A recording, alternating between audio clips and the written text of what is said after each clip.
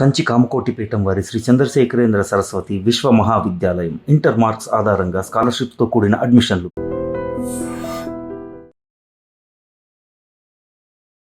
Hello views, welcome to iDream media. ఏదైనా పని మీద వెళ్ళేటప్పుడు బండి మీద వెళ్తాం, పార్క్ చేస్తాం. బండిని ఎక్కడ పార్క్ చేసాం అనేది కూడా గమనించాం.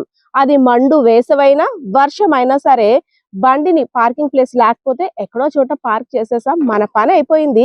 అదే బండి మీద మనం ఇంటికి తిరుగు ప్రయాణం అవుతాం. అలాంటి అశ్రద్ధ వల్ల ఎలాంటి పెను విపత్తును ఎదుర్కోవాల్సి వస్తుందో రీసెంట్ గా విజయనగరం జిల్లా రాజాం నియోజకవర్గం కంచరం ప్రాంతంలో ఒక బండి అగ్నికి ఆహుతైపోయిందంటే ప్రతి ఒక్కరు కూడా భయభ్రాంతులకు గురవుతున్నారు. ఎందుకంటే చాలా రీసెంట్ కేసులు చూసాం. ఎలక్ట్రికల్ వెహికల్స్ బ్యాటరీ పేలిందనో లేదంటే షార్ట్ సర్క్యూట్ కారణంగానో అగ్నికి ఆహుతై బాంబుల్లా పేలాయి. ఎలక్ట్రికల్ వెహికల్స్ కొన్న వారందరూ కూడా చాలా అలర్ట్ అయ్యి కంపల్సరిగా సర్వీసింగ్ కానీ ప్రతిదీ క్షుణ్ణంగా చెక్ చేసుకొని కొండ మొదలు పెట్టారు. కానీ పెట్రోల్ వెహికల్స్ కూడా పేలుతున్నాయి అంటే అందుకు ప్రధాన కారణం రీసెంట్ గా మాడు పగిలేలా ఎండలు. వామ్మోయ్, మధ్యాహ్నం అయితే చాలు ఎండలోకి వెళ్తే రాయి కూడా బద్దలైపోతుందేమో అన్నట్టుగా ఎండలు విజృంభించేశాయి. సో అలాంటి ఎండలో బండి మీద ప్రయాణం చేసేవారు తప్పనిసరిగా బండిని పార్క్ చేసే సమయంలో తగు జాగ్రత్తలు తీసుకోవాలని, లేదంటే పెను ప్రమాదం వాటిల్లే అవకాశం ఉందని నిపుణులు హెచ్చరిస్తున్నారు. విజయనగరం జిల్లా రాజాం నియోజకవర్గం కంచరాంలో సూర్యనారాయణ, రామారావు అని ఇద్దరు వ్యక్తులు పెళ్లి విషయమై శుభకార్యానికి వెళ్లారు. తిరిగి వస్తున్న సమయంలో ఒక్కసారిగా వారు ప్రయాణిస్తున్నటువంటి బండిలో ఆకస్మికంగా మంటలు వ్యాపించాయి. పక్కనున్నవారు అదే విధంగా వెనుకనున్నవారు అందరూ కూడా బాబు మంటలు వస్తున్నాయి, దిగిపోండి అంటూ అలర్ట్ చేశారు. అసలు మాది ఎలక్ట్రికల్ వెహికల్ కూడా కాదు, మంటలు ఎలా వచ్చాయని అప్పుడే ఉన్న పలంగా కూడా బండి మీద నుండి దిగిపోయి సైడ్కి వెళ్ళారంతే. క్షణాల్లో బండి అంతా కూడా అగ్నికి ఆహుతైపోయి బూడిదైపోయింది.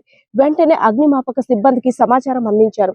అగ్నిమాపక సిబ్బంది వచ్చి మంటల్ని అదుపు చేసి ఒకసారి బండిని మొత్తం క్షుణ్ణంగా పరిశీలించగా బండిని ఎండ్ లో పార్క్ చేయడం వల్ల లోపలున్న వైర్స్ అన్ని కూడా మెల్ట్ అయిపోయి షార్ట్ సర్క్యూట్ అయ్యి ఈ ప్రమాదం వాటిల్లినట్లు తెలియజేశారు. వామ్మోయ్, ఏమరపాటుగా ఉన్న ఇద్దరు ప్రాణాలు బండి మీద సజీవ దహనం అయిపోయేవి. అయితే నిపుణులు చెప్తుంది ఏంటంటే ఎక్కువగా ఎండలు ఉండే సమయంలో బండిని కంపల్సరిగా షెల్టర్ ఉన్న ప్లేస్ లోనో లేదంటే చెట్టు కిందో పార్క్ చేసి స్టార్ట్ చేసినప్పుడు కూడా కాస్త అటు ఇటు గమనించి బండిని తీయాలనేసి అయితే మాత్రం సూచనలు ఇస్తున్నారు. అంతేకాకుండా పెట్రోల్ కూడా ఫుల్ ట్యాంక్ చేయించడం చాలా మందికి అలవాటు కదా.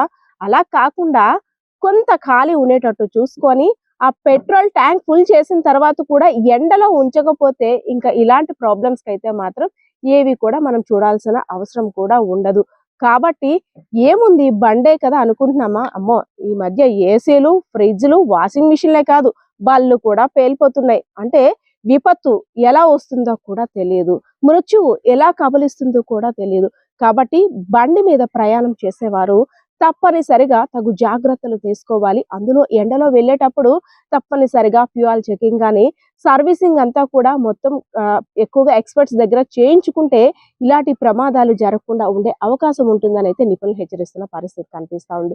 సో ఏదైతేనే బ్రతుకు జీవుడా ఈ రోజు తెల్లవారులేసి ఎవరు మొహం చూసామో ప్రాణాలతో మిగిలిన్నామంటూ రామారావు, సూర్యనారాయణ ఇద్దరు కూడా ఊపిరి పీల్చుకున్నారు.